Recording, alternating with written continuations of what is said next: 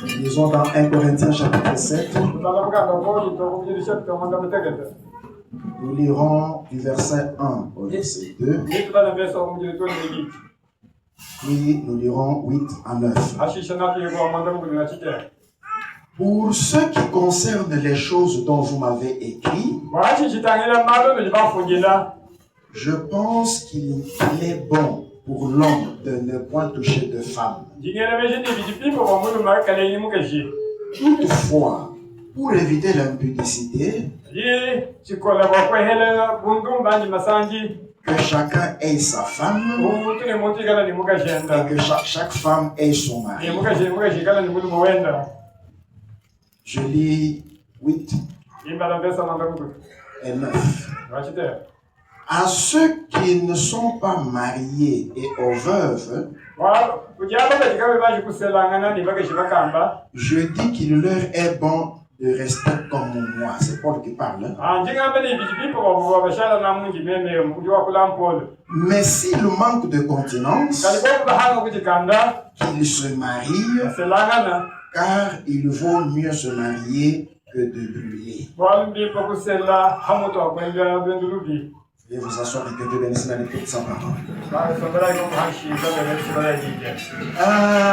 Je voudrais parler à l'intention de ceux qui entrent dans le mariage légitime à partir d'aujourd'hui.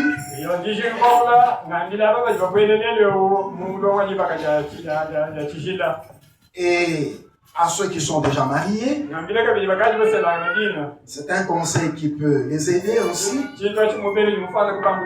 quoi qu'ils soient déjà mariés, mais ils ont des enfants à qui ils peuvent dire ce conseil.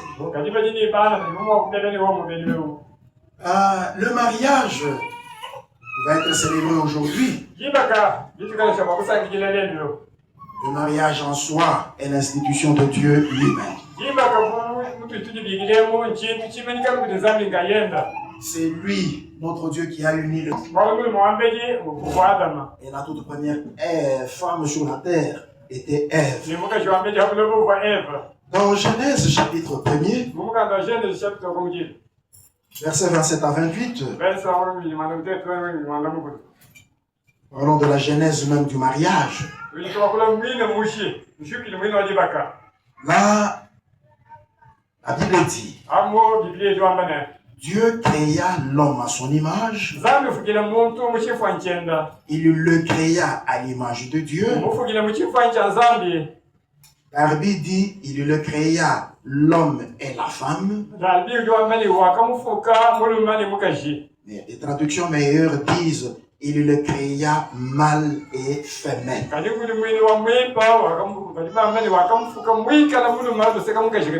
Dieu les bénit et Dieu leur dit. Dieu les bénit et Dieu leur dit. Il leur dit quoi?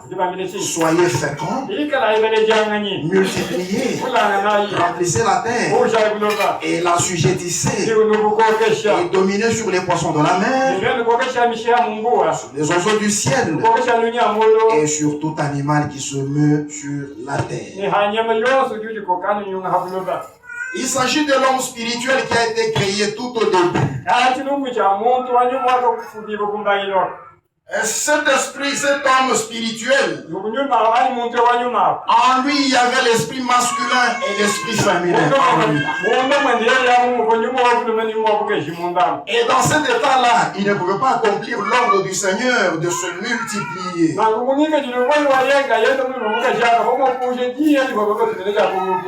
Depuis Genèse 1, nous voyons déjà l'origine du mariage, l'union de deux personnes.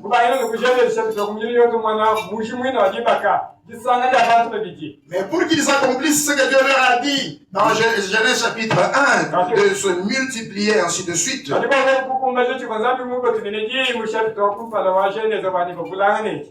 Dans Genèse 2, je lis le verset 7. La Bible dit, l'Éternel Dieu forma l'homme de la poussière de la terre Il souffla dans ses narines un souffle de vie.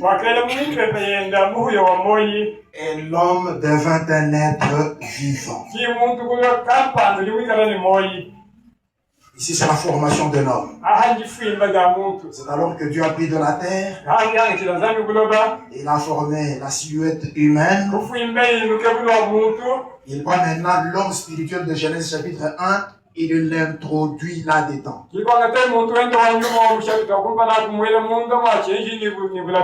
18.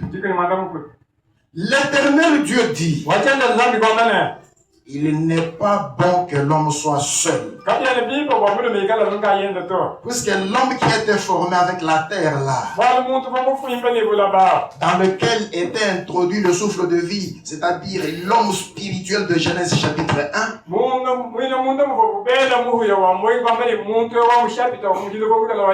alors c'était Adam, le tout premier homme sur la terre. Alors, pour toutes les créatures ou tous les animaux, il y avait le mâle et la femelle. Le mâle et la femelle.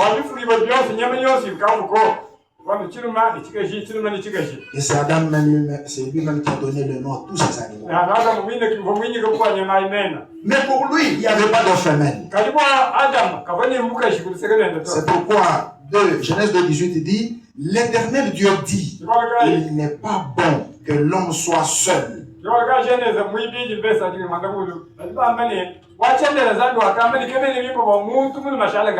Je lui ferai une aide semblable à lui. 21 à 24. Alors qu'est-ce que Dieu a fait pour pouvoir donner une aide à l'homme, à Adam qui était seul? Alors l'Éternel Dieu fit tomber un profond sommeil sur l'homme, l'homme attendant.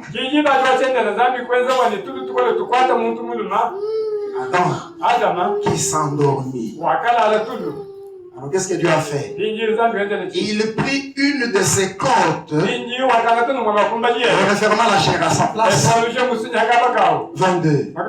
L'Éternel Dieu forma une femme de la côte qu'il avait prise de l'homme, et il l'amena vers l'homme. Tout ce temps, l'homme était seul. Quand il voit cet être qui était au devant de lui. 23, écoutez comment l'homme dit: voici cette fois celle qui est os de mes os et chair de ma chair. On l'appellera femme. C'est Adam qui a donné le nom de femme à ces êtres-ci. Et l'homme dit: voici cette fois celle qui est os de mes os et chair de ma chair. On l'appellera femme parce qu'elle a été prise de l'homme. Parce qu'elle a été prise de l'homme. C'est pourquoi l'homme quittera son père et sa mère et s'attachera à sa femme, et ils deviendront une seule chair. La Bible ne dit pas que l'homme restera dans sa famille. L'homme quittera sa famille, ira s'attacher à sa femme. Dans l'union invisible de l'épouse de Christ, du 25 novembre 1965, paragraphe sur la voix de Dieu. Notre prophète William Branham dit ceci: le mariage est la plus vieille institution du monde.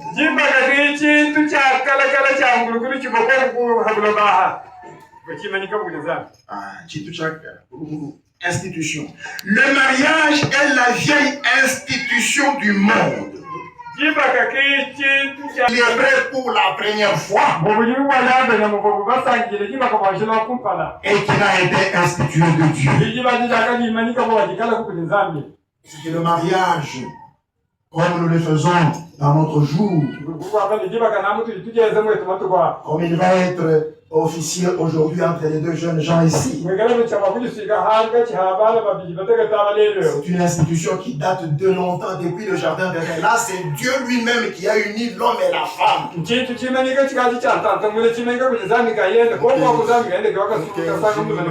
Adam et Ève. La femme est sortie de l'homme, nous l'avons entendu là. Puisqu'elle est formée de la côte prise de l'homme. C'est que le prophète William Branham en dit. Quand le mariage et le divorce, oui, au paragraphe 106, le prophète dit ceci. Il confirme ce que la Bible dit. Souvenez-vous. Adam était à la fois masculin et féminin. Dans la création originale. En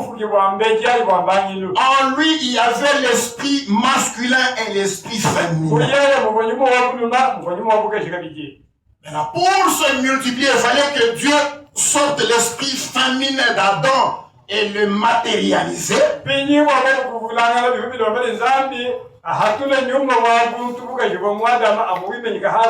C'est là qu'il a déchiré, il a fait l'opération, il a sorti la côte d'Adam. C'est l'esprit féminin qu'il a sorti.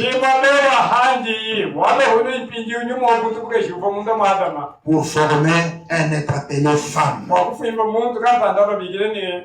Ève, la toute première femme. Et le prophète dit, il était un. Il était un. Mais après, il a été séparé. Il a eu une côte en moins. Voilà. Quand Dieu a sorti la côte d'Adam, c'était l'esprit féminin qu'il a sorti pour séparer les deux esprits, l'esprit masculin d'un côté dans l'homme et l'esprit féminin de l'autre côté dans la femme. Et la côte qui a été prise de l'homme pour fabriquer avec la femme. C'est ça l'esprit féminin. Et alors, depuis que cette côte-là était partie, l'homme a eu dans son anatomie une côte de moins.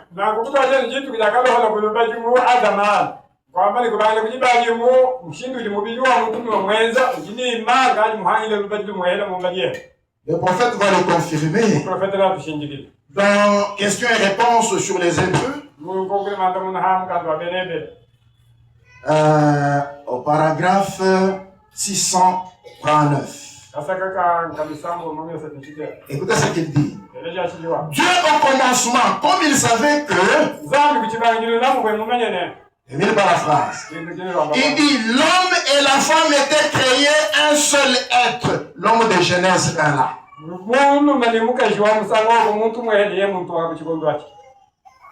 L'homme de Genèse chapitre 1. Ça ne va pas déjà? Non, je voulais qu'on me donne un peu. Ah, ça va, c'est bon. Aidez-le rapidement. L'homme et la femme, même moi je ne m'en pas donné le mouchoir. L'homme et la femme étaient créés un seul être. C'est ça l'homme de Genèse chapitre 1 là. Dans lequel il y avait à la fois l'esprit masculin et l'esprit féminin. Non pas deux. Ils ont été créés un seul être. Ensuite, ils ont été séparés. L'un fut placé dans la chair et l'autre dans une théophanie. Je ne vais pas entrer là-bas. Ils savaient cela. Pour le prouver donc, lorsque Dieu forma la femme, il n'a jamais pris de la poussière pour la former, comme il avait fait avec Adam. Il a dit, Il n'a jamais pris de la poussière pour la former, comme il avait fait pour l'homme. Il a pris une côte du côté d'Adam. Et elle est devenue un sous-produit de l'homme. En effet, elle est une partie de lui. Ah, la femme est une partie de l'homme. Puisque la femme est sortie dans l'homme, ou est sortie de l'homme. Le prophète continue, il dit, en effet, elle est une partie de lui. Il pose la question, comprenez-vous donc cela? Répondez. Voyez? Il dit voilà. Et dans question et réponse du jour la Genèse, du 29 juillet 53 au paragraphe 96, le prophète dit ceci. Bon, Dieu fit Ève de la côte d'Adam. Aujourd'hui, la femme a dans son anatomie et sa constitution physique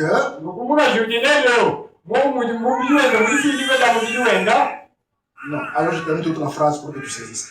Aujourd'hui, la femme a dans son anatomie et sa constitution physique une côte de plus que l'homme.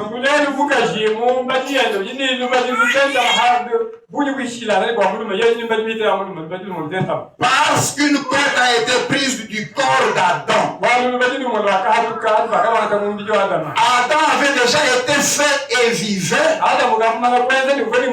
Et il était seul. Et alors Dieu dit, il n'est pas bon que l'homme soit, il n'est pas bon que l'homme vive seul. Voilà d'où est venue la femme, qui est une partie de l'homme. La femme est sortie de l'homme. C'est pourquoi la femme est une partie de l'homme.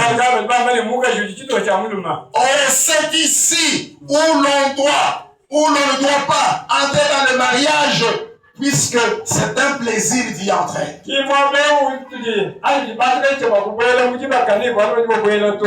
Non, on doit entrer dans le mariage sur base de la révélation. La révélation de qui est ma femme. La révélation de qui est mon mari. On n'y entre pas seulement comme ça. On ne choisit pas seulement pour choisir. On n'accepte pas le mari pour l'accepter. Ça doit être le mari prédestiné. Et la femme doit être la femme prédestinée. C'est pourquoi mon exhortation porte le nom que j'ai intitulé Le mariage est une révélation. Révèle qui est ta femme. Il faut que l'homme, que Dieu te révèle qui est ton mari. Donc, l'homme doit être convaincu que c'est celle-ci, la côte qui a été tirée de lui. La femme doit de même être convaincue que c'est celui-ci duquel moi la côte fut tirée.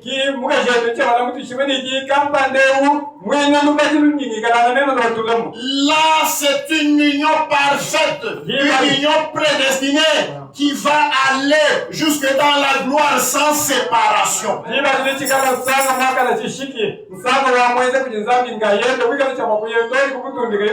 Puisqu'à la vérité, l'homme ne connaît pas de lui-même qui est sa femme, et la femme ne connaît pas d'elle-même qui est son mari.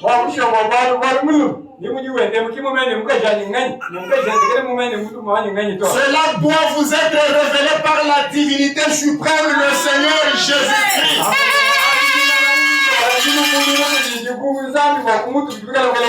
Et pour cela, des prières sincères doivent être faites.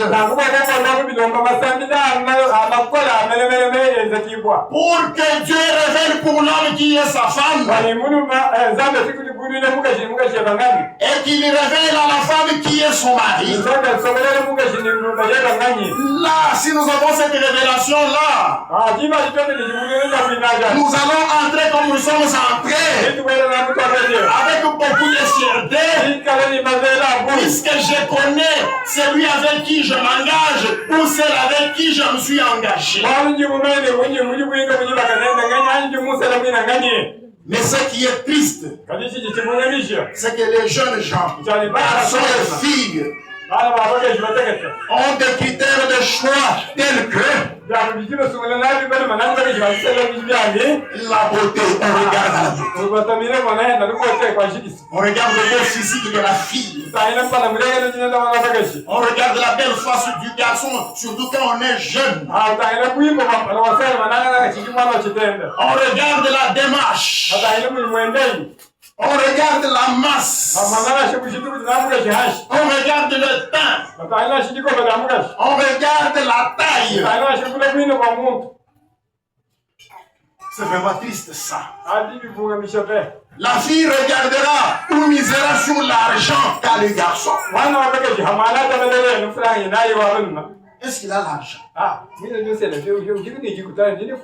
fille pourra regarder à la moto que le garçon a amené. Oui, c'est celui-ci. Il a une moto. Même si la moto est empruntée. La femme pourrait regarder le véhicule que l'homme a apporté. Elle tombe amoureuse puisque le garçon a le véhicule. Qu'il soit pour lui ou pour son père, la fille va tomber amoureuse du garçon puisqu'elle a vu le véhicule. La fille pourrait regarder le travail qu'a l'homme. Il a quel travail même?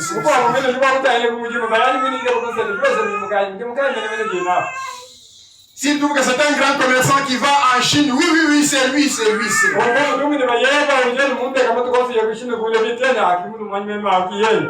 Alors si c'est un garçon qui va au shop ici,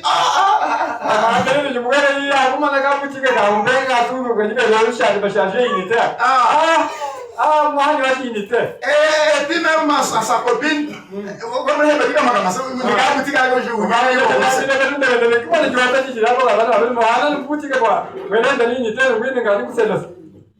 d'autres filles regarderont au milieu géographique où vit l'homme.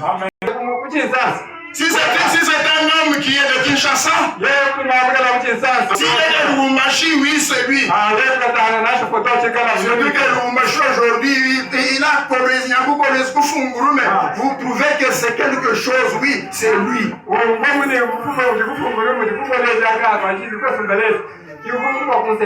Et si c'est un frère qui est chez nous ici à Gabouaka,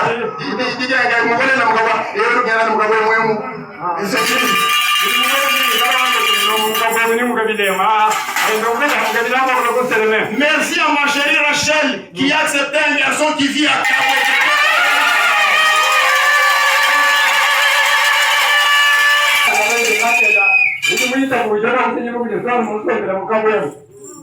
Oui, la localité, un petit village là, il y a des sociétés. Dans une petite église comme là. C'est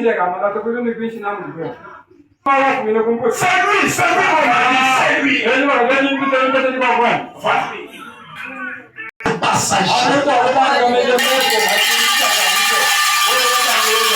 conséquent, l'on fait un mauvais choix basé sur les choses passagères et l'imagination.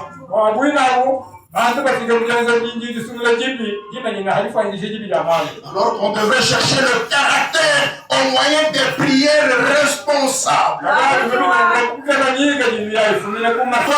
le choix d'une épouse. Du 29 avril 1965, la date 51, puis 60 à 62. Écoutez ce que William Branham dit, notre prophète. Écoutez les conseils que le prophète Branham donne à vous les jeunes.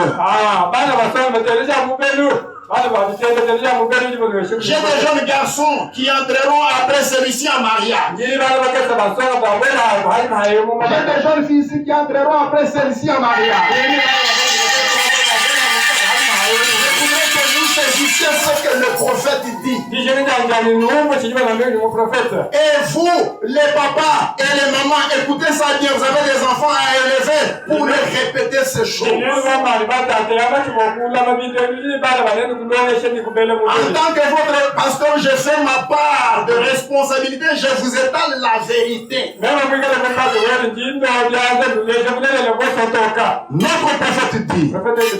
or, c'est une affaire sérieuse, ça, quand on s'apprête à choisir sa femme.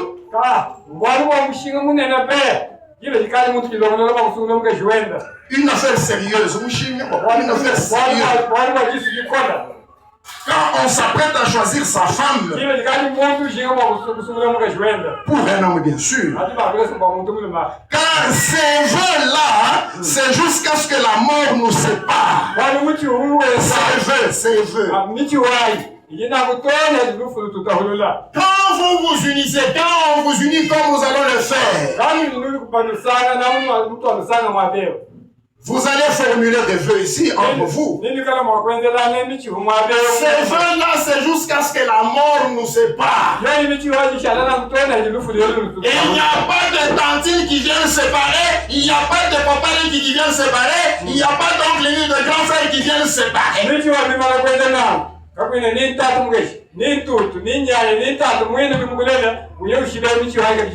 prophète continue dit: nous devons y tenir tel quel. Et c'est devant Dieu que vous faites ce vœu que seule la mort vous séparera.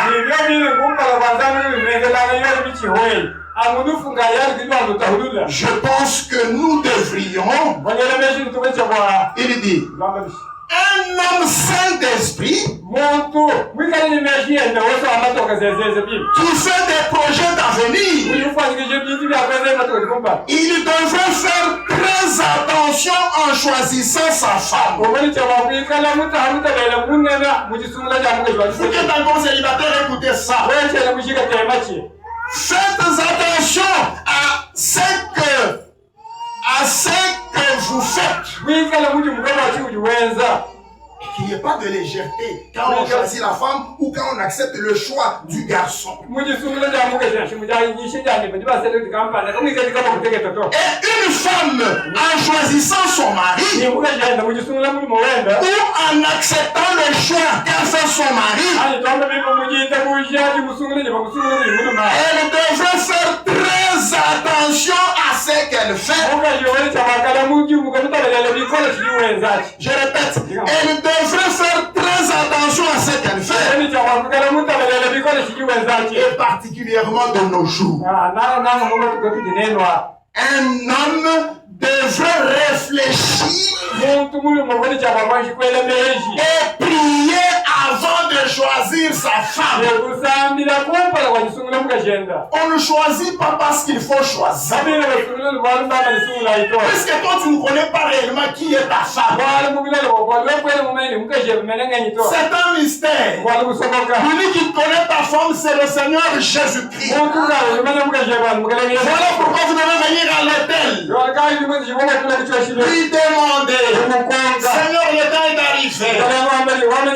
Je sais que je dois entrer en mariage, mais je ne connais pas d'entre toutes ces filles qui est la mienne, qui est ma côte. Seigneur, je demande que tu me révèles la mienne. Si tu es sincère, le Seigneur finit par te dire. Il finit par dire, par révéler. Vous voyez, 5:49, nous voyons que si l'homme priait et que la femme priait à ce sujet, lorsque vous vous rencontrez chez les parents de de la fille. Puisque je voudrais encore dire ça. Tu as vu une fille qui te plaît dans cette église. Tu penses conclure avec elle des projets d'avenir dans ton mariage. Ou c'est une fille qui est en dehors de cette église, mais dans d'autres églises du message. Vous ne devez jamais l'aborder sur la route. Demandez et trouver des informations sur elle. Sur là où elle habite. Qui sont ses parents. Allez-y si tu as ou si tu ne connais pas. Après culte. Mais sois derrière elle comme l'âne en train de la suivre à distance. Pour voir là où ah, c'est ici chez elle. Allez-y voir ses parents, demander la permission aux parents de l'aborder pour la question de la cour.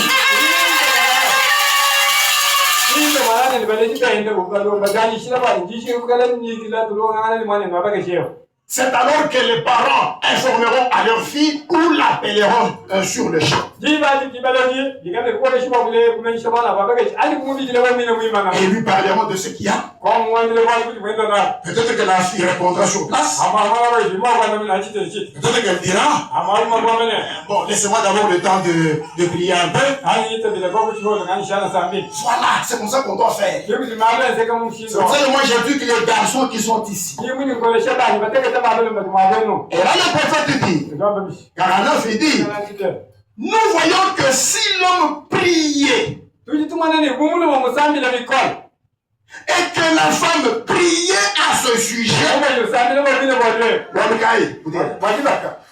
il ne s'agit pas juste de remarquer de beaux yeux.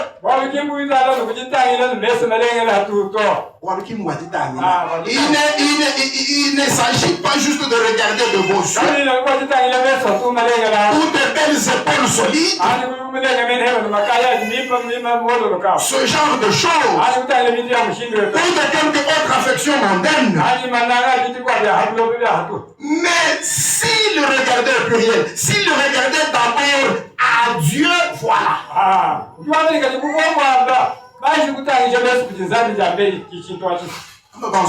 S'il regardait d'abord à Dieu, mais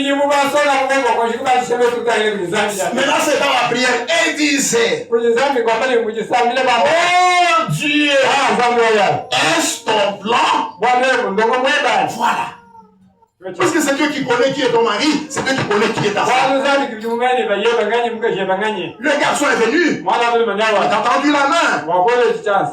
Maintenant, il est d'abord question qu'on prie sérieusement. Peut-être que le garçon lui a déjà prié. Il a été orienté vers toi. Et toi qui as reçu la demande du garçon, il te faut tourner le regard à Dieu. Et lui poser la question. Seigneur, toi mon créateur, toi qui connais qui est mon mari, c'est qui est là.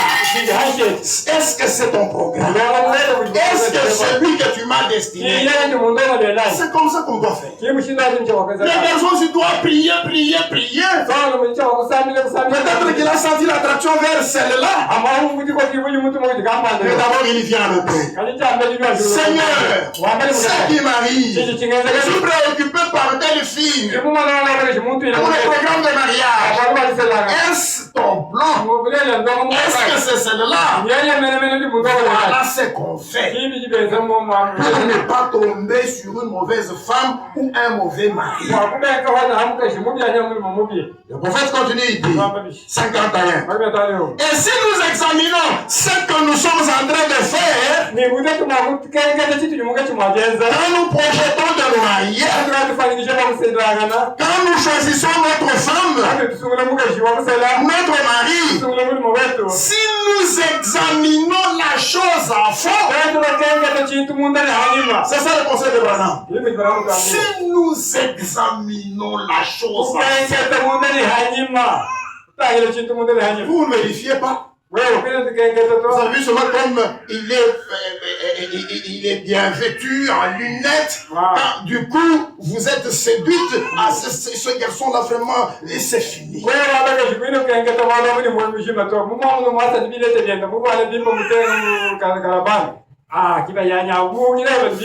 la jolie fille, comme Dieu a fait grâce, peut-être chez eux ils ont des moyens, ou dans la constitution physique de la fille, c'est une fille qui se développe un peu, qui a de la masse, de l'embonpoint.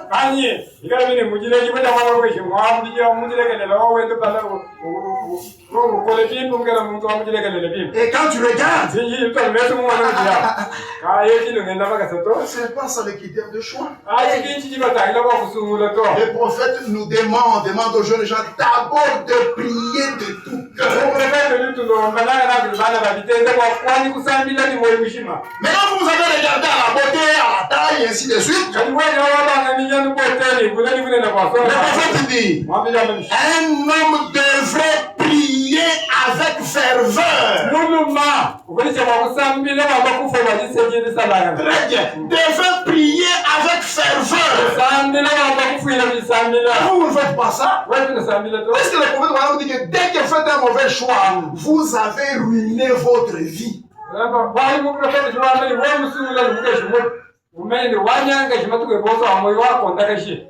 Il continue. Il dit, il vient de le dire d'ailleurs. Un homme devrait prier avec ferveur parce qu'il pourrait ruiner toute sa vie.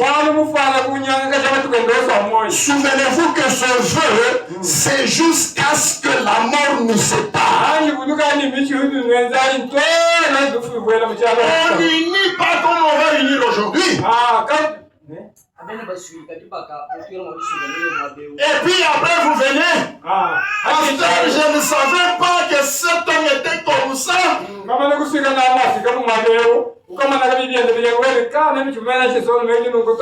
Pasteur, je ne sais pas que cette fille vraiment, en tout cas. Comment tu ne l'as pas su? Tu devrais prier pour que Dieu te révèle. Et dans les étapes du mariage, il y a ce qu'on appelle la cour. Pourquoi vous étudiez? C'est pour voir le caractère qu'il y a dans l'homme, le caractère qu'il y a dans la femme. Mais comment tu n'as pas fouillé? Comment tu n'as pas sondé dans l'homme, dans la femme pour découvrir le caractère caché? Comment tu n'as pas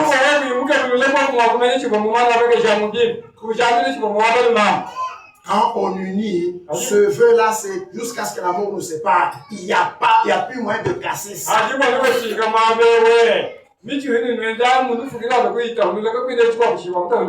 Le prophète dit, il dit, alors il pourrait ruiner sa vie en faisant le mauvais choix, l'homme, le garçon.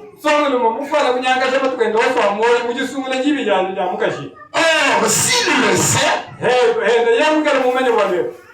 qu'il fait le mauvais choix et qu'il épouse une femme qui n'est pas digne d'être son épouse,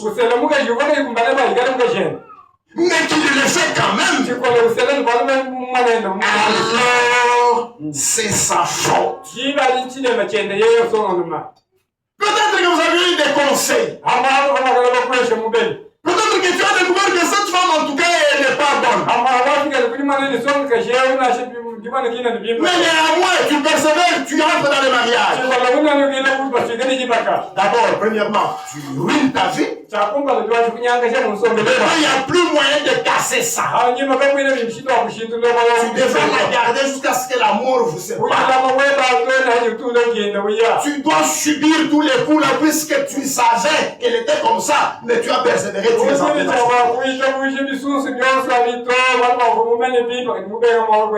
Peut-être qu'on t'a dit, ton père t'a dit, ta mère t'a dit, ton grand frère, les voisins, tu as persévéré.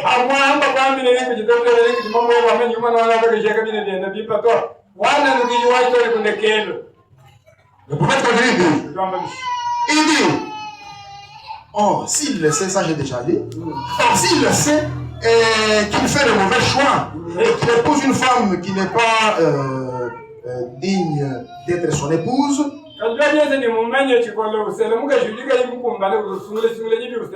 ça j'ai déjà dit. Si vous, en tant que femme, vous prenez pour époux un homme sachant qu'il n'est pas digne d'être votre mari, alors c'est votre faute à vous. Puisque vous saviez ce qui est bien et ce qui est mal.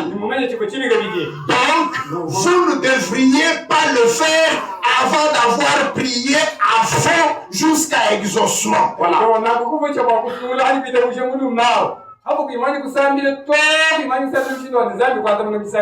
C'est que le prophète Balaam dit que quand on prie pour le choix de son mari ou de sa femme, on doit prier jusqu'à ce que Dieu exauce. Dieu finit par dire c'est celui-ci ou ce n'est pas lui, c'est celui-ci ou ce n'est pas elle.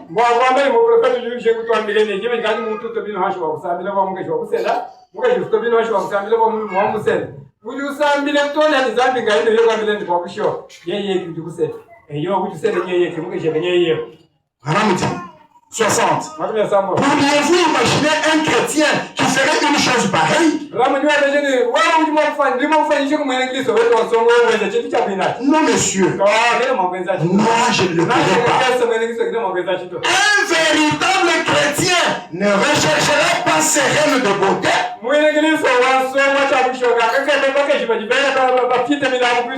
C'est danseuse de musique hall. Et ses rênes du sexe. Il recherchera un caractère chrétien.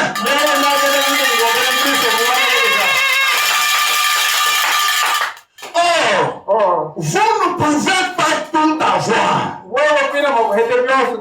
Il y aurait peut-être une jeune fille qui est vraiment jolie. Et l'autre jeune fille, peut-être qu'elle est... L'autre a une stature plus agréable que celle-ci. Et il vous faudra peut-être sacrifier l'une au profit de l'autre. Par contre, si celle-là n'a pas la stature d'une dame, d'une femme, et elle peut, n'importe qu'elle soit jolie ou pas, vous feriez mieux de regarder à son caractère, qu'elle soit jolie ou pas.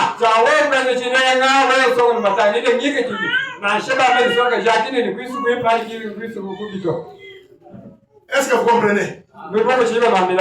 Les garçons, est-ce que vous comprenez? Qu'elle soit jolie ou pas, le prophète vous demande de regarder à son caractère. 62. Bon, car il convient pour un chrétien qui choisit une épouse de choisir une femme qui soit authentiquement née de nouveau. Quelle que soit son apparence. Voilà le critère de choix. Choisissez le caractère. Et le caractère, c'est le caractère de la parole. Quelle que soit l'apparence. Et le prophète vous demande de choisir une fille authentiquement née de nouveau. Maintenant, vous ne regardez pas ça. Il y a d'autres garçons qui disent j'ai choisi celle-là. Comme ses parents ont des moyens, j'ai réussi à avoir le secours pour me développer. Vous voyez le critère de choix. On continue, il dit ce qu'elle est. C'est ce qui nous fait donner sa mesure. Là encore, ça reflète le caractère divin que nous.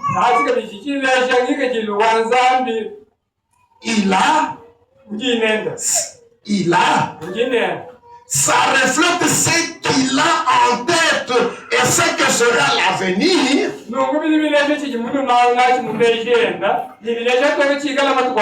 Car sa famille sera élevée par cette femme-là pour mener à bien les projets qu'il caresse pour l'avenir de son foyer.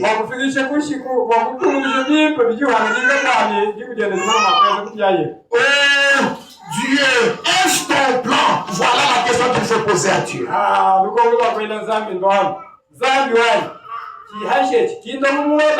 il faut regarder au caractère divin, au caractère de la parole qui est dans la femme, même dans l'homme.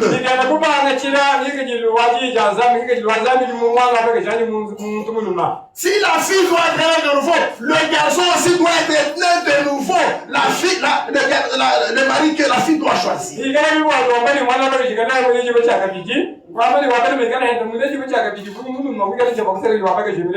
Dans l'eau toujours présente du rocher, 23 juillet 61, la version Shekinah paragraphe 72, William Ranamti. Je voudrais que les gens déjà écoutent. Pour que nous arrivions à entrer avec joie comme on est entré il n'y a pas longtemps ici. En tout cas, il faut que ce soit un mariage par révélation. Là, ça sera de la joie pour qu'on vienne nous suivre. Là, on peut même danser comme on a fait là.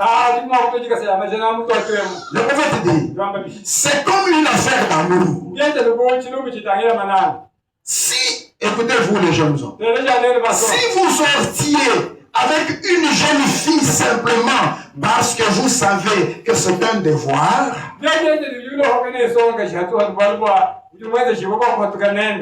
ou si vous sortiez avec un garçon quand vous étiez jeune, il termine par la pensée. Mais il dit ici, écoutez, maman veut que je sorte avec ce gars-là. Maman veut que je sorte avec ce gars-là. C'est la fille. Vous voyez, vous les parents? Maman veut que je sorte avec ce gars-là. Peut-être que les jeunes filles présentaient un garçon qui est comme ça ou comme ça.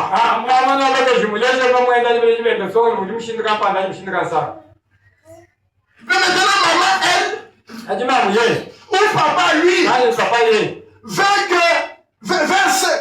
ce gars-là. Je répète la pensée du prophète. Maman veut que je sorte avec ce gars-là. Mais je ne peux pas le supporter. Est-ce que vous comprenez? Hein? Je veux que je sorte avec ce gars-là. Mais je ne peux pas le supporter. Alors dit, vous ne recevez rien lorsqu'il vient vous voir. Vous ne recevez rien. À la fille vis-à-vis du garçon. Et par rapport du garçon vis-à-vis de la fille. Vous allez avec elle, mais elle vous ennuie. Mais elle vous ennuie. Maman veut que vous alliez avec elle. Parce que c'est le genre de fille que maman aime. Ou parce que c'est le genre de garçon que maman aime. Mais Vous ne vous souciez pas de cela. Vous ne voulez pas vous laver, vous ne voulez pas aller laver. Et c'est le moment de dire, oh, c'est quelque chose d'horrible. Et lorsqu'il vient vous voir, oh là là, lorsqu'il vient vous voir, oh là là, vous souhaitez qu'il se dépêche et qu'il retourne chez lui. Vous voyez, ici il s'agit de quelque chose qui est forcé, soit par papa, soit par maman, que ce soit du côté de la fille ou du côté du garçon. Il y a des gens qui sont venus pour la fille. Maman regarde, pendant que le penchant de la fille c'est ce garçon, pendant que le penchant de la fille c'est ce garçon, mais maman elle veut ce garçon-ci. Non, ma fille n'est pas celui-ci, c'est celui-là. Le garçon a son choix. Papa lui, non, pas celui-ci. Celle-là. Maman dit pas celle-ci, mon fils, c'est celle-là. Il s'agit de quelque chose qui est forcé.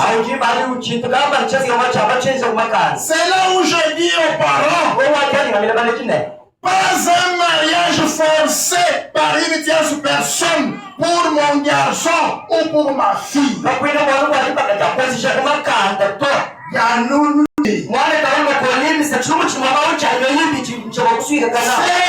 C'est fondamentalement l'affaire de deux cœurs qui doivent s'unir. Et ces deux cœurs-là, comme Branham l'a dit, doivent toujours se demander et demander à Dieu, Seigneur, est-ce celui-ci? Seigneur, est-ce celle-ci?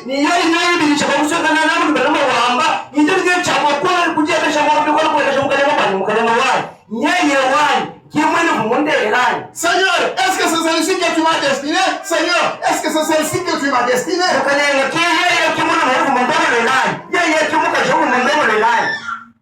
Dieu finit toujours par révéler de qui il s'agit. Je voudrais mettre en garde les enfants qui entrent en mariage. Et c'est ici où je voudrais aussi mettre en garde les parents qui font marier leurs enfants. Aux enfants, je dis ceci. Vous avez un projet de mariage. N'oubliez pas que papa et maman ont un mot à dire là-dedans.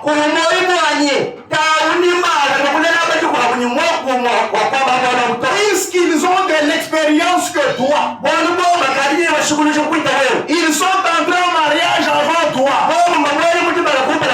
Ils connaissent quelque chose plus que toi du mariage. Ils ont l'expérience. C'est vrai que c'est ton cœur qui voit ce garçon-là. Mais maman par expérience, papa par expérience, et de par toutes les connaissances qu'ils ont, ils peuvent trouver que ce garçon-là ne convient pas. Antécédents. Ils connaissent son origine. Ils connaissent l'esprit qui régit leur famille. Ils connaissent les défauts qui sont là. Peut-être ils connaissent les maladies qui sont dans cette famille. Peut-être ils connaissent les malédictions qui sont sur cette famille. Alors s'ils essaient de te conseiller sur Moulanga, alors écoutez. Écoutez d'abord. Même si ton cœur a de l'attraction vers ce garçon, écoutez, papa et maman ont aussi un petit mot de dire pour ton bien. Vous pensez que vos parents sont contre votre mariage? Ce ne sont pas des sorciers. Ils veulent au contraire que tu entres dans un mariage. Mais ils veulent pour toi un mariage béni, heureux. C'est pourquoi prêtez oreille à ce que vos parents vous disent, fille, quant à ce garçon-là. Comment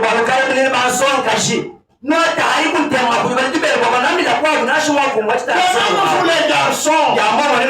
Vos parents ont de l'expérience. Ils ont vu le soleil avant vous. Vous les avez trouvés mariés. Ils ont déjà 20 ans, 30 ans, 40 ans dans le mariage. Ils ont l'expérience. Considérez ce que les parents vous disent. S'ils trouvent que c'est une mauvaise fille, et cette famille-là est réputée en fétiche, en sorcellerie. Mais écoutez d'abord, c'est pour ton bien. Une bonne foi. Quoi que ton cœur est attiré vers cette fille-là, c'est là où vous devez faire quoi? Papa vous dit quelque chose, maman vous dit quelque chose qui semble aller à l'encontre de ta décision, de ta vision, de l'attraction que tu sens. Venez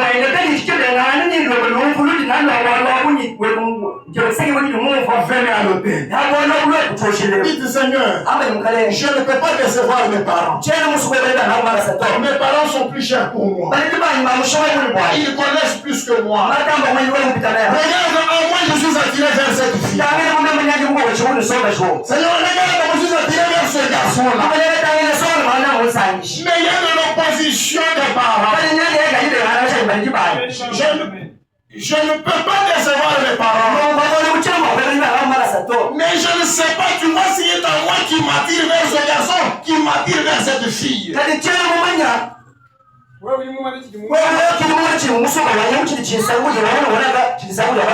Seigneur, qu'est-ce que je dois faire? Qu'est-ce que je dois faire? Ce qui est dans mon cœur, c'est ça la chose vraie. Ou c'est ça que mes parents me disent. Seigneur, révèle-moi. Dans tout ça, je veux seulement ta volonté. Et Dieu va t'orienter. Dieu va t'orienter. C'est un conseil que je donne aux jeunes gens. Mais à vous les parents, vous avez tenté. Vous avez tenté de détacher votre fils ou votre fille de ce lien-là.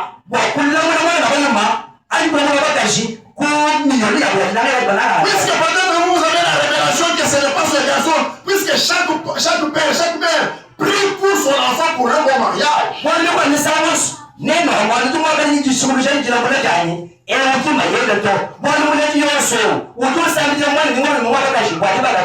Maintenant, vous avez découvert que non, s'il s'engage avec celle-ci, ou si elle s'engage avec celui-ci,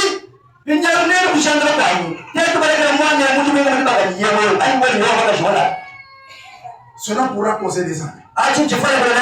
Vous essayez de détacher la fille de ce garçon-là. Vous essayez de détacher le garçon de cette fille-là. Ça ne va pas. Vous aussi, allez-y à genoux. Priez aussi sérieusement pour votre enfant.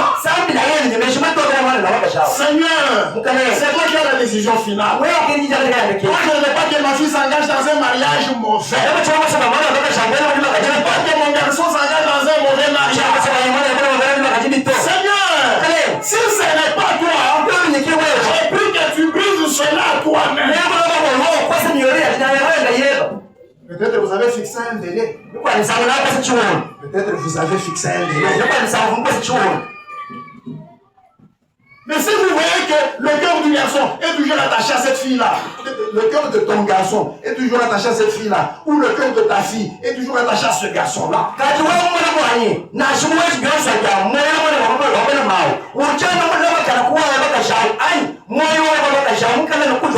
vous avez conseillé, vous avez parlé, ainsi de suite.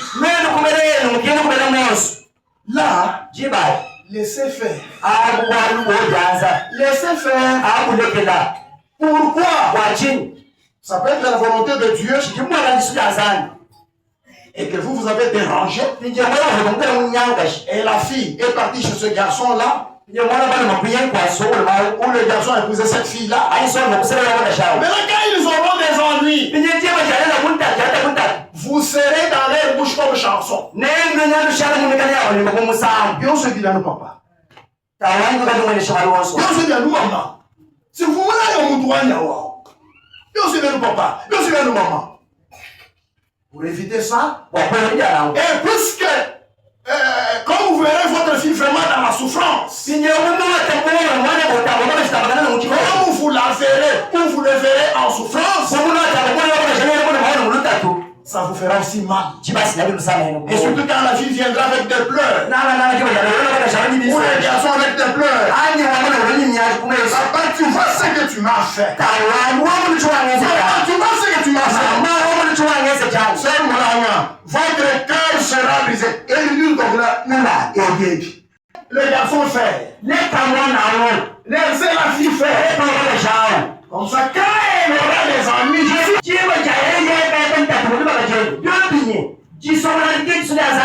alors, le garçon se souviendra, la fille se souviendra et dira, papa avait raison. Papa avait raison. Et maintenant, mon fils là, où est Jimmy? Si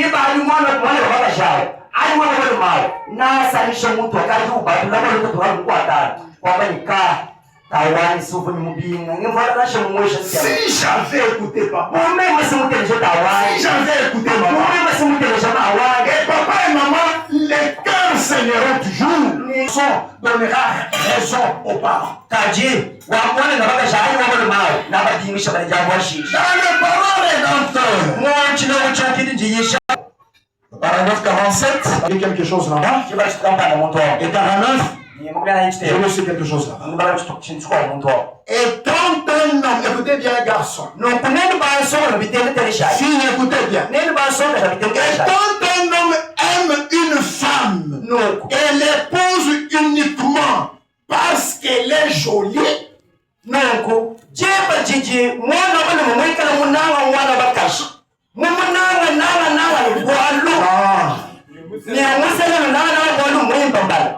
quand un homme aime une femme, et l'épouse uniquement parce qu'elle est jolie, il y aura une fin à cela.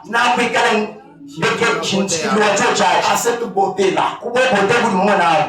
Mais quand un homme trouve une femme qu'il aime, sans savoir pourquoi, mais il l'aime, mais il l'aime, et elle trouve l'homme qu'elle aime, quelle que soit son apparence, il l'aime, elle l'aime. Branham dit, c'est une compagne éternelle pour la gloire à ce moment.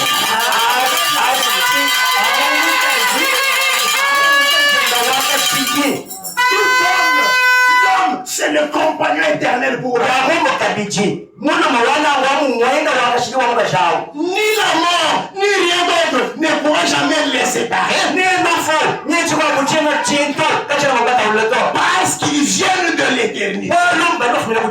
Ils sont entrés dans le temps. Ils sont entrés dans le temps. Et ils retournent dans l'éternité. L'éternité est tombée dans un corps appelé temps, ainsi de suite. Vous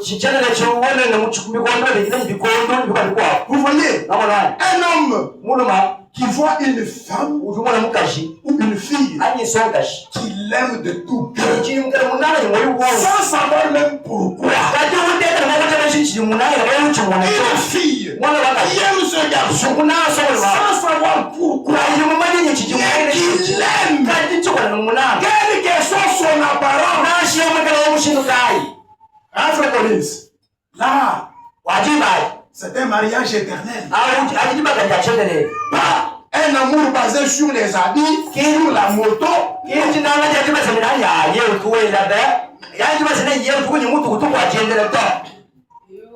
49. là, vous qui regardez à la beauté là. Savez-vous que son bon petit visage que Dieu a donné à cette fille pourrait se décomposer d'ici dimanche prochain?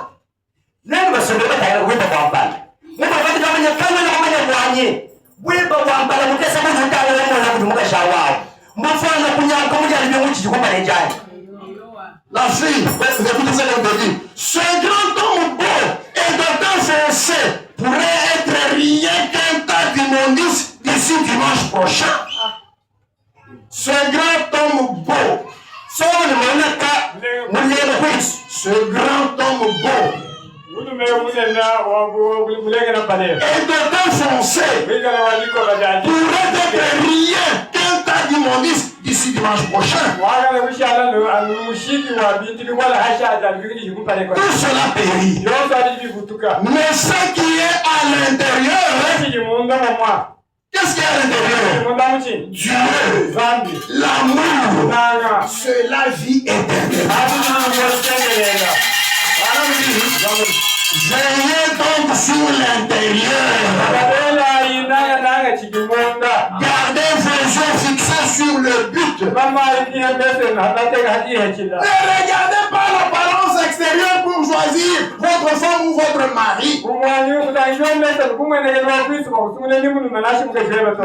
regardez à la beauté intérieure. Regardez la nouvelle naissance. Regardez le Saint-Esprit là-dedans. Voilà le meilleur choix. Voilà le meilleur choix. Là, si vous êtes unis, c'est jusqu'à la mort. Jusqu'à la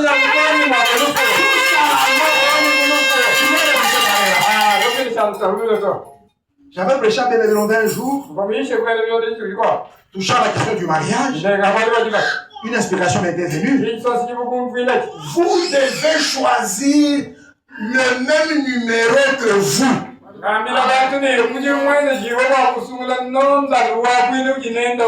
nous choisissons le soulier, c'est le numéro qui me convient pour que je marche bien. Maintenant, la côte qui est sortie de toi, et doit avoir le même numéro que la côte qui est restée. Si c'est la côte numéro 8, cette côte doit être aussi numéro 8. Là, ça va s'emboîter. Et ça va le faire. Maintenant, si ça c'est numéro 8, ici 9. Maintenant, pour que la côte revienne là,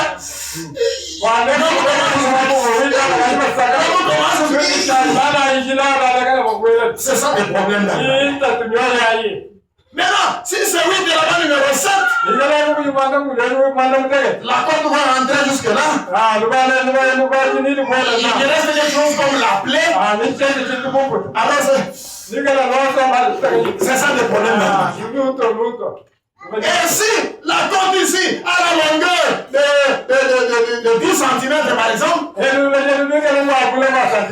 l'autre 13 cm, quand elle va entrer, il y a une partie qui va rester là-bas. Et quand vous êtes ensemble et par hasard, la femme frappe là.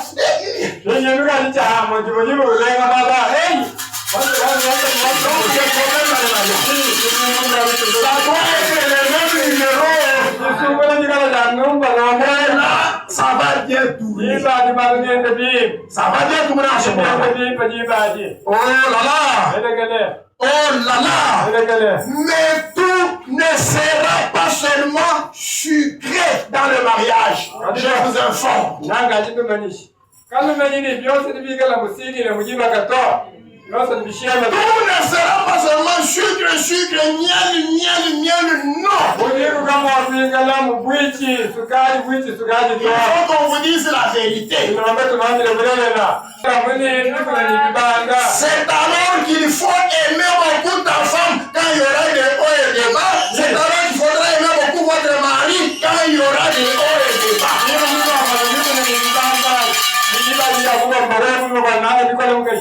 Il a vraiment le mis dans la stature d'un homme parfait. Ici, les paragraphes ne sont pas numérotés. Les paragraphes ne sont pas numérotés. Mais je suis à la page 9. À partir du début, là, jusqu'à quelque part. Le prophète dit, c'est une prédication, j'ai dit, hein? Oh, je n'ai pas dit la date. Du 14 octobre 62. Le prophète dit, un jeune homme, écoutez bien, hein? Un jeune homme m'a demandé l'autre jour, frère Branham, pensez-vous que je devrais épouser telle et telle fille, telle et telle jeune fille?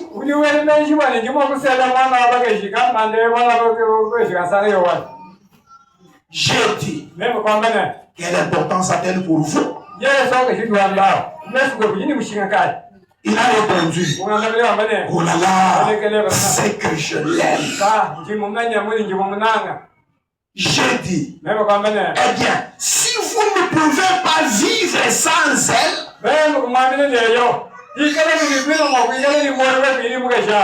vous feriez mieux de l'épouser. Mais si vous pouvez vivre sans elle, vous feriez mieux de ne pas le faire. Mais si vous risquez d'en mourir, vous feriez mieux d'aller de l'avant et de vous marier. Écoutez ce que Branham voulait dire aux garçons. Il dit, excusez-moi. Il dit, donc, ce que j'essayais de lui faire comprendre, c'était ceci.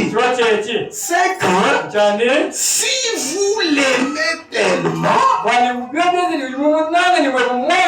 eh bien, en ce moment, avant d'être marié, tout est bien. Frère Junior, quand on a écouté, je répète ça. Donc, ce que j'essaie de lui faire comprendre, c'était ceci.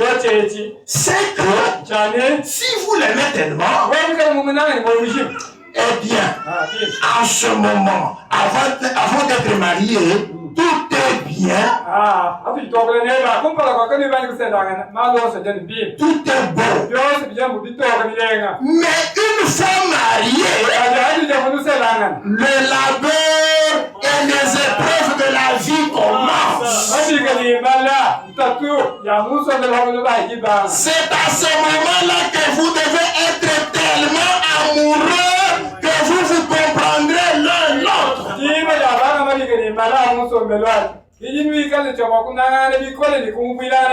Quand elle vous décevra et que vous la décevrez, vous continuerez à vous comprendre. Ce n'est pas pour vous faire peur, mais vous devez connaître toutes les vérités.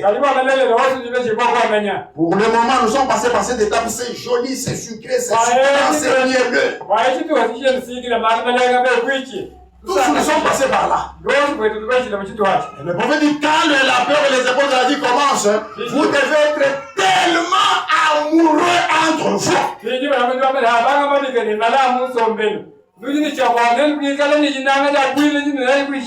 C'est cet amour-là qui vous amènera à la supporter et qui l'amènera à te supporter.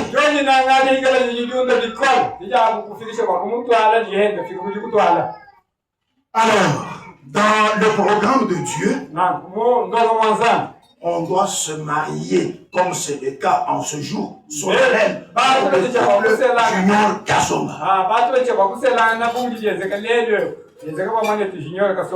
Les gens doivent se marier. Ah, il y a un couple devant.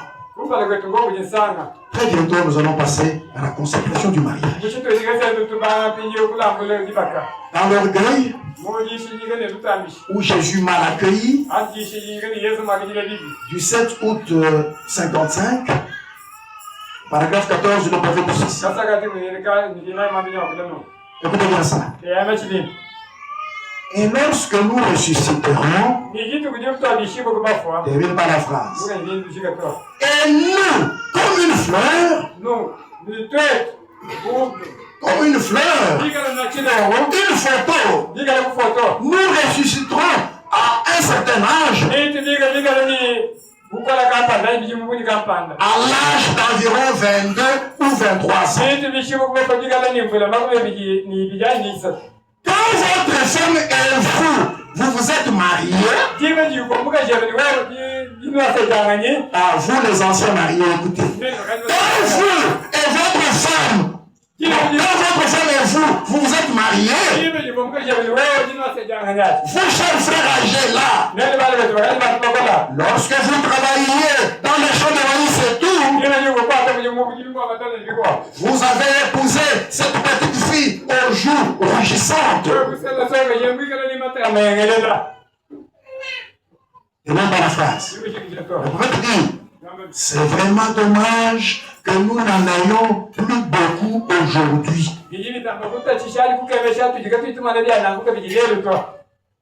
Il s'agit des femmes. Bon, ici, ce n'est pas un là, écoutez le sens. Vous savez quoi? Je n'ai pas vu une femme rougir depuis 30 ans.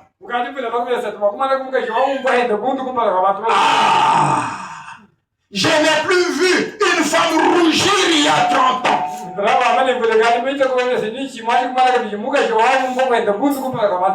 Une fois, j'étais en Zambie.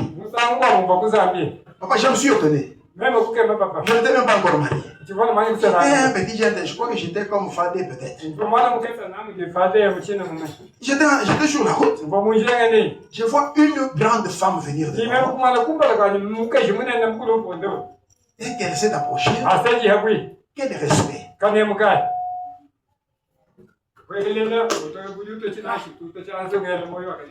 Vous regardez le respect, la douceur, une femme qui rougit. Voilà. C'est pas comme elle s'expose sur la rivière, le pont du village là-bas, comme les femmes s'exposent. Le bon dit, je n'ai pas vu une femme rougir depuis 30 ans. Toute la modestie est partie. Il dit, je ne vais pas m'engager là-dessus maintenant. Très bien. Je suis tout simplement un prédicateur à l'ancien monde. Du fond des bois, ça s'affra qui croit la vérité. Je crois que les gens devraient mener une vie pieuse, une vie sainte.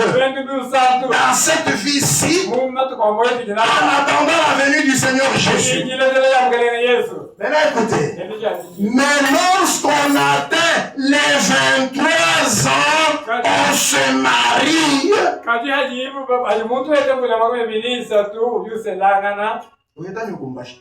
Mais lorsqu'on atteint les 23 ans, on se marie. Je crois que Frère Junior doit être dans les 23, je ne sais pas. Mais lorsqu'on atteint les 23 ans, on se marie. On prend sa chérie dans les bras. Et on va chez soi. Et on va chez soi. Pas on va chez les parents. On va chez soi. Vous les frères, vous vous rappelez cela? Ah, vous ne vous rappelez pas quand vous vous êtes mariés que vous êtes partis chez vous, hein?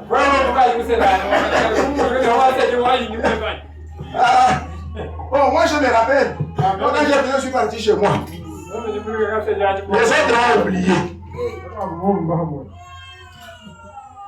On prend sa chérie dans les bras et on va chez soi. Vous les frères, vous vous rappelez cela? C'est que quand on atteint un certain âge, 23 ans par exemple, on doit se marier. On doit entrer dans le mariage. On doit entrer dans le mariage. Cependant, jeune fille, ne sois pas pressée. Jeune fille, ne sois pas pressée pour le mariage. Ne fais pas tout pour te donner dans un mariage. Le Dieu qui t'a créé a un mari prédestiné pour toi.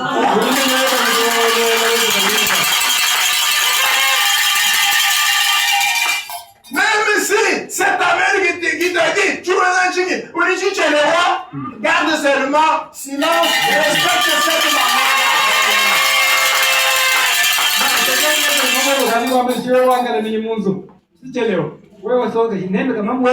Garde silence. Viens seulement à la croix. Seigneur, si seulement tu m'avais donné mon mari, maman ne dirait pas ce qu'elle a dit. Et je respecte ma mère, je ne veux pas qu'il y ait des accrochages entre moi et elle. Tu m'as demandé d'honorer ma mère et de la respecter. Mais ce qu'elle m'a dit, ça fait mal dans mon cœur. Ne peux-tu pas me donner celui que tu m'as prédestiné? C'est fini. Dieu écoute la prière sincère. Donc je te dis quoi? Attends le programme de Dieu. Attends le temps de Dieu pour ton mariage. Ne cherche pas à te donner expressément à des garçons pour que tu deviennes la femme de Dieu. Non! Ne faites pas ça! Non! Ne contractez pas des mariages qui ne sont pas la volonté de Dieu. Ne faites pas ça. Jeune fille, ne contractez pas des mariages qui ne sont pas selon la volonté de Dieu. Et même vous les garçons, ne contractez pas des mariages qui ne sont pas la volonté de Dieu. Des mariages mixtes. La mixture ici, c'est par rapport d'abord à la race. Dieu n'aime pas des choses comme ça. Les noirs et les noirs se marient, les blancs et les blancs se marient, ainsi de suite. Parce que quand on se marie blanc et noir, on produit une race qui n'existe pas. Les hybrides, ça n'existe pas.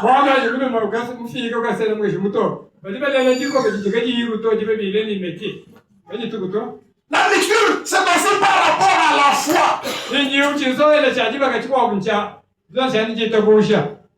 Moi, je suis un garçon catholique. Je vais épouser un garçon kilmaniste. Je suis de la foi du message du temps de la fin. Je vais épouser quelqu'un qui croit, c'est pas moi, au catholicisme. Non. Non. La Bible dit qu'on doit épouser dans notre pays. Notre pays, c'est la parole que nous croyons, nous tous. Un exemple simple. Nous et nos frères catholiques, nous ne croyons pas de la même manière. Non. Eux, ils ont leur mari qu'elle vénère. Nous avons notre prophète Branham, le messager de Dieu, qui nous a apporté ce message que nous lisons, qui est tout simplement le prophète de Dieu. Celui-ci, nous ne l'adorons pas. Nous adorons le Seigneur Jésus.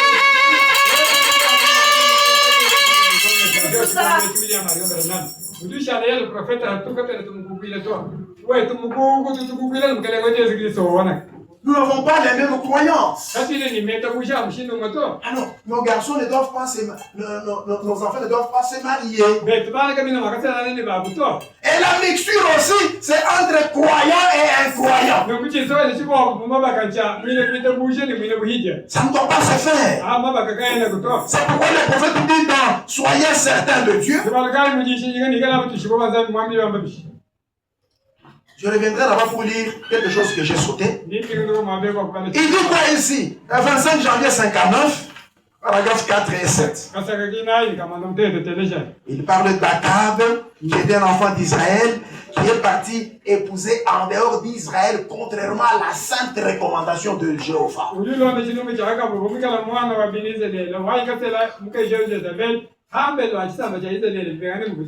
avait interdit cela. Voyez-vous, Akab régnait en Israël à l'époque. Il régnait sur Israël. Et il fut le plus méchant de tous les rois d'Israël. Le prophète dit, aucun roi n'avait été aussi méchant qu'Akab. Tout provient sa méchanceté. Il avait pourtant été enseigné et il savait ce qu'il devait faire. Mais il continuait néanmoins de déplaire à Dieu dans toutes ses actions. Mais sachez qu'on ne peut déplaire à Dieu et s'attendre à s'en tirer aussi bien longtemps. Qu'est-ce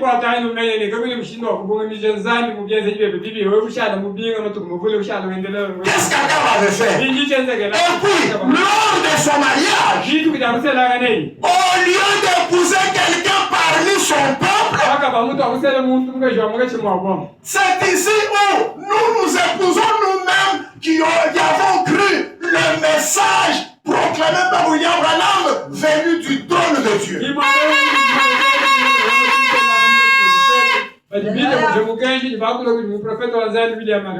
C'est sur base de ça. Au lieu d'épouser quelqu'un parmi son peuple, il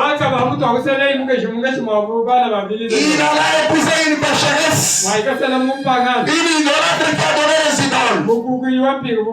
Il épousa Jézabel et elle n'était pas une croyante. Vous voyez, un croyant et un incroyant, ça ne doit pas se faire. Ça ne doit pas se faire. Et écoutez-moi bien. Et jamais un croyant ne devrait épouser un incroyant. En aucun cas, on devrait toujours se marier entre croyants. Vous allez dire, mais ceux de secte, ils croient en Jésus. Vous du message, vous croyez en Jésus. Oui. Mais nous croyons dans le message de William Branham. Est-ce que vous croyez aussi? Et nous le prêchons, est-ce que vous croyez? Nous ne croyons pas de la même manière. Nous ne pouvons pas nous marier. La chose est claire. La chose est claire. C'est comme nous et nos frères de catholiques. Et ils vénèrent Marie. Mais nous, on ne fait pas ça. On ne croit pas de la même manière. On ne croit pas de la même manière. On ne peut pas se marier. Donc, frères et sœurs, vous devez écouter ce que le prophète vous dit. C'est que j'avais sauté sur ceci. Quand je parlais de la jeune fille pour dire, attends, ton mari est là.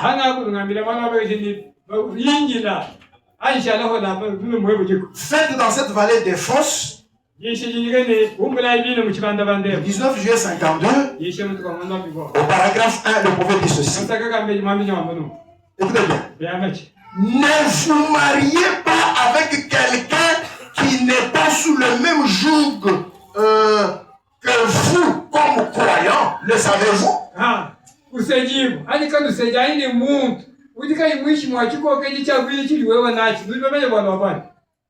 Vous avez laissé le mot croyant. Ne vous mariez pas avec quelqu'un qui n'est pas sous le même joug que vous comme croyant.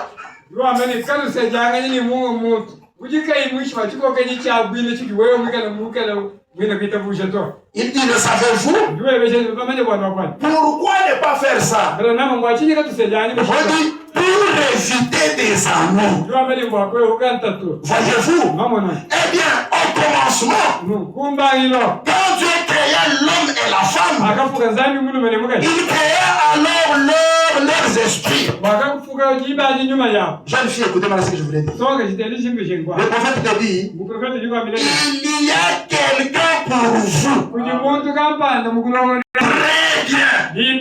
Qu'on te dise ici chez les rois, que ça ne te dise rien. Retiens ce que le prophète Balaam te dit. Il y a quelqu'un pour moi.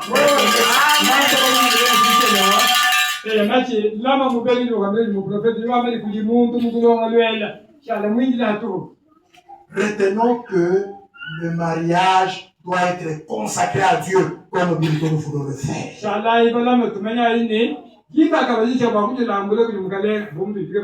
Dans le lieu d'adoration, écoutez le paragraphe 63. Pour une bonne idée, je commence quelque part à 62. De ça avec moi. Et il me disait, frère Branham, ma femme, il disait, elle, son nom est une telle. Alors, c'est un prédicateur, il est peut-être assis ici maintenant, l'homme avec qui j'ai discuté. Alors, le prophète dit, je vais dire Jones. Ah, très bien. Je vais dire Jones. C'est bien. Parce que ce n'était pas Jones. Maintenant, il disait ça comme la disait. Eh bien, elle n'est pas obligée de se lever chaque matin, de prendre le balai et de dire, maintenant je passe le balai au nom de Jones. Et je fais la vaisselle au nom de Jones. Et je recommande les croix qu'il n'y a pas besoin de citer mon nom du tout.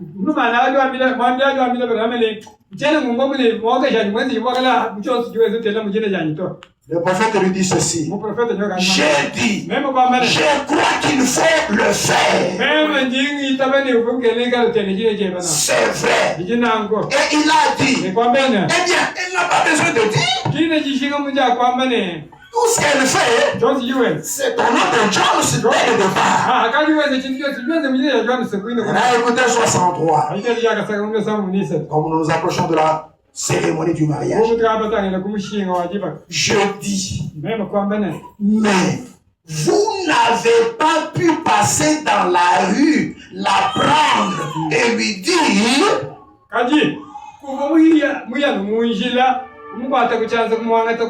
viens avec moi, Jones. Il a fallu qu'elle déjeune d'abord par une cérémonie de mariage, une Jones.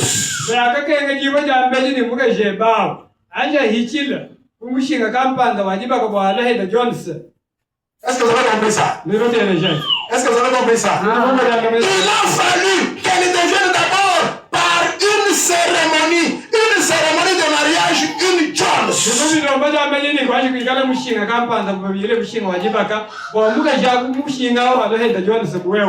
que je ne veux pas seulement trouver une femme sur la rue. Tu es devenu ma femme, c'est fini avec ça.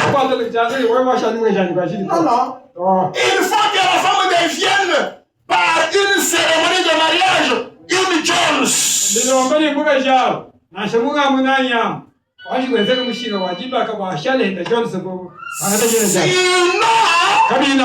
vous vivez dans l'adultère. Donnez-moi votre attention ici. Je vous dis des choses sérieuses, vous regardez là. Qu'est-ce que vous regardez là? Et puis quand vous aurez des problèmes avec vos enfants, vous ne saurez même pas comment les diriger. Branham dit, entre l'homme et la femme, pas seulement on se rencontre comme ça, bon, vous dites, et puis l'homme et la femme mariés, tu as. Non.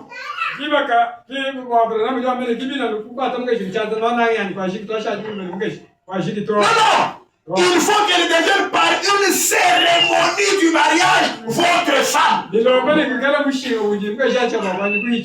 très bientôt nous allons l'observer. Si vous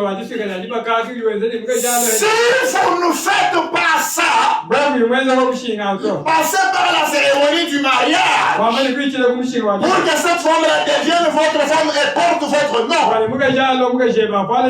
Le prophète dit quoi? Sinon vous vivez dans l'adultère.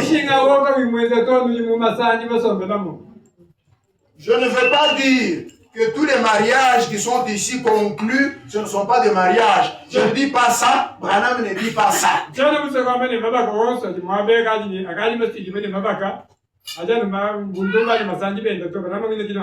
Mais le prophète fait une déclaration vraie. Puisqu'il est venu restaurer la vérité. Voilà pourquoi j'avais demandé aux gens dont le mariage n'avait pas été conclu comme nous allons le faire, de passer par le renouvellement de vœux dans cette église. Pour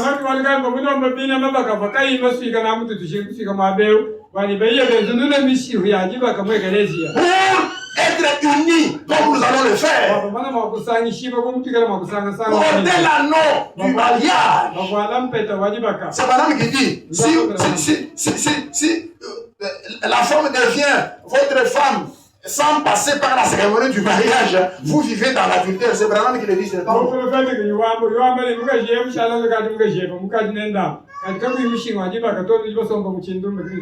Voilà pourquoi j'ai insisté sur le renouvellement du mariage pour seulement asseoir vos mariages sur les principes chrétiens.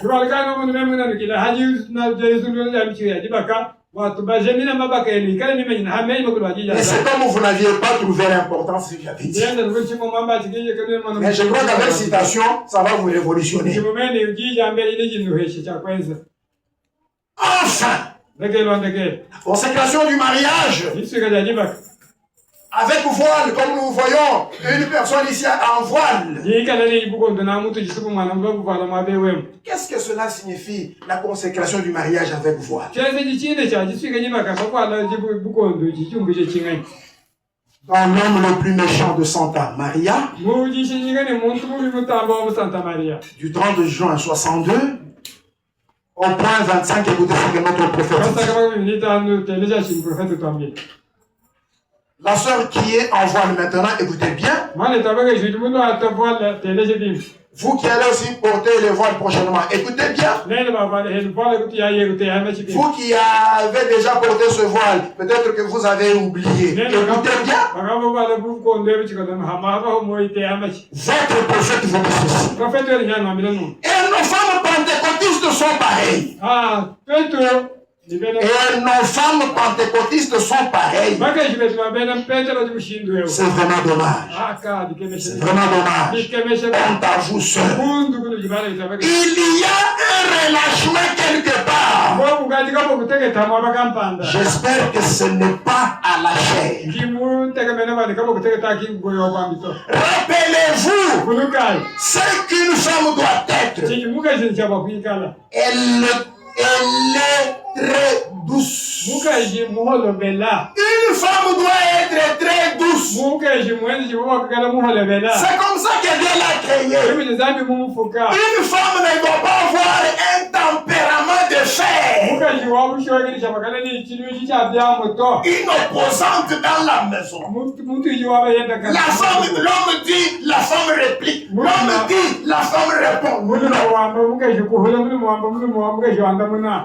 donne des injonctions aux enfants, il est parti, la femme efface, non, faites comme ceci. Non. La femme doit être douce. Douce. Quelque chose qui plaît à l'homme. Quelque chose qui aide l'homme. Moi je m'étonne, hein. Des choses comme ça, vous voyez des soeurs dormir. C'est vous qui aimez beaucoup le mariage, non? Ah! Ou alors vous nous...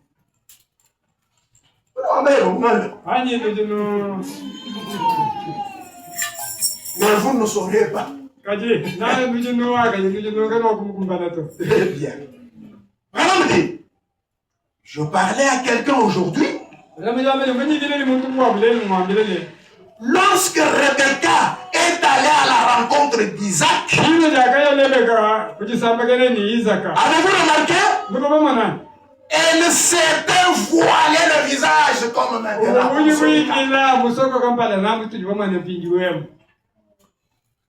C'est ce qu'elles font toujours.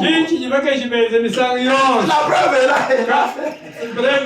Et j'attends que les autres fassent comme ça. Et ça m'honore, ça honore mon ministère.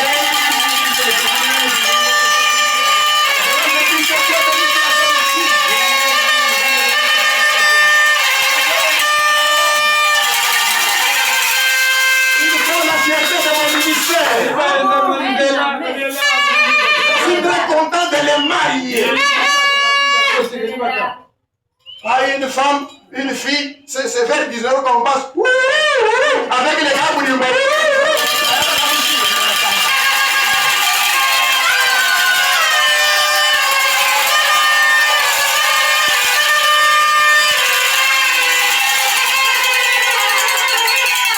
Les jeunes gens qui entrent par la porte. En tout cas, que Dieu vous bénisse, mes enfants.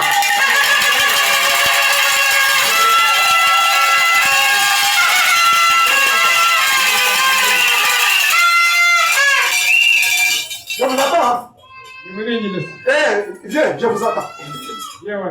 Viens, je vous attends. Viens, je vous attends.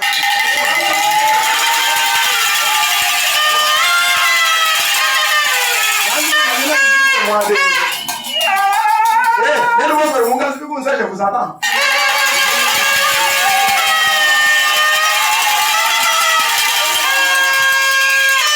Qu'est-ce que vous aider ici? Ça fait de la fierté. Regardez combien les gens sont venus à signer cela.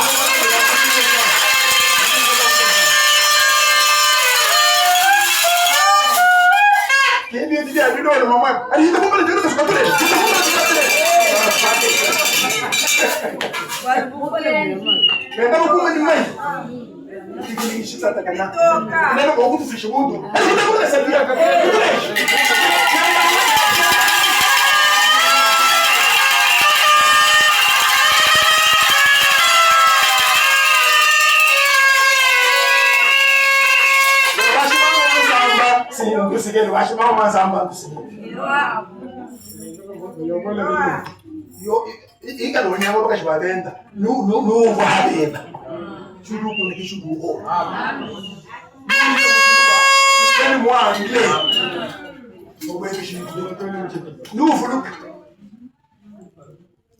Je termine ça.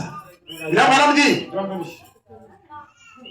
quand les femmes font un mariage avec voile, comme c'est le cas, le prophète dit, elles ne savent pas ce qu'elles font. C'est pourquoi je voudrais que celles-ci, si elles ne savaient pas qu'elles le sachent, les autres qui seront comme elles connaissaient déjà ça. Vous qui êtes déjà mariés, si vous ne saviez pas, connaissez aussi ça. Elles ne savent pas ce qu'elles font. Mais une épouse se voile. Une épouse se voile le visage. Pourquoi elle se voile le visage? Parce que l'homme est son chef. Sœur Rachel, comme tu t'es voilée, tu nous as exprimé publiquement que Junior est ton chef.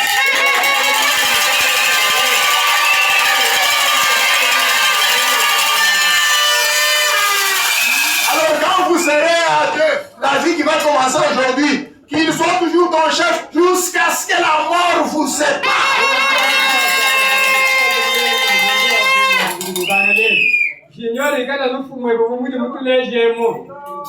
Ce n'est pas maman qui est ton chef, ce n'est pas papa qui est ton chef, ce n'est pas le grand frère qui est ton chef, ce n'est pas le papa Kourout, le papa qui est ton chef, c'est Junior qui est ton chef.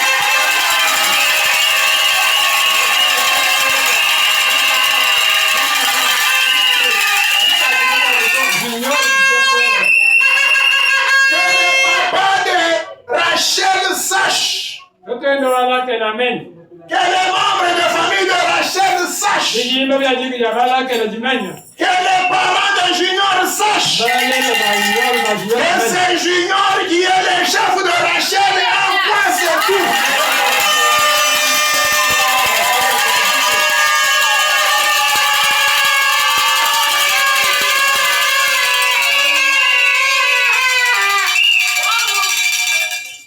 Tes petits frères ne sont pas les chefs de Rachel. Les grands frères ne sont pas les chefs de Rachel. Ton papa n'est pas chef de Rachel.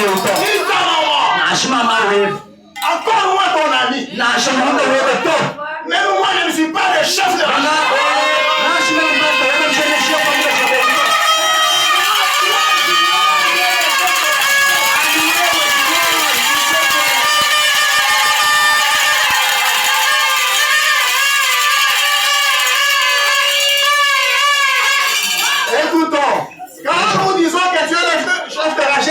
C'est toi qui domines sur elle.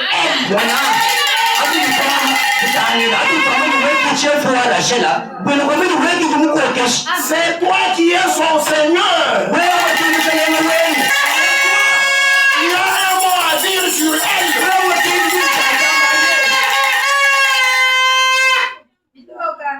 Mais quand tu permettras à tes petits frères d'avoir un mot à dire sur elle, là même moi, je ne serai pas d'accord avec vous. Elle est à toi seul.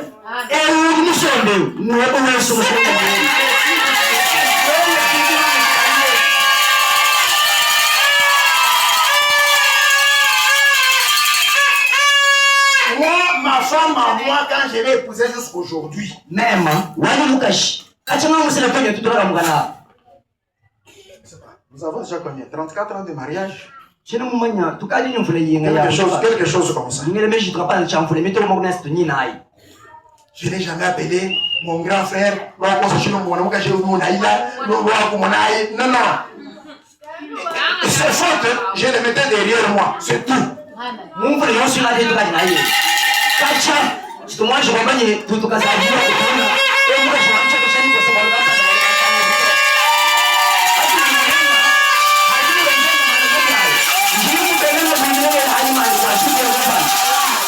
elle me verra aussi, elle les supporte. Il y a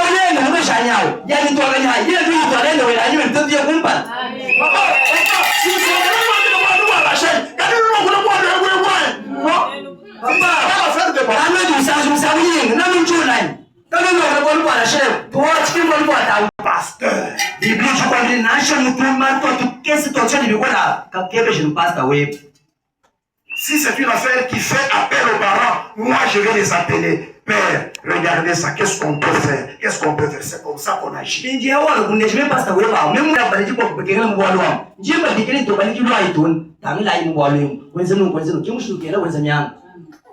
Puisque si vous le faites vous le faites pas de la bonne manière, vous diminuez votre femme, vous diminuez votre mari, vous faites ce que vous dites, vous les vendez.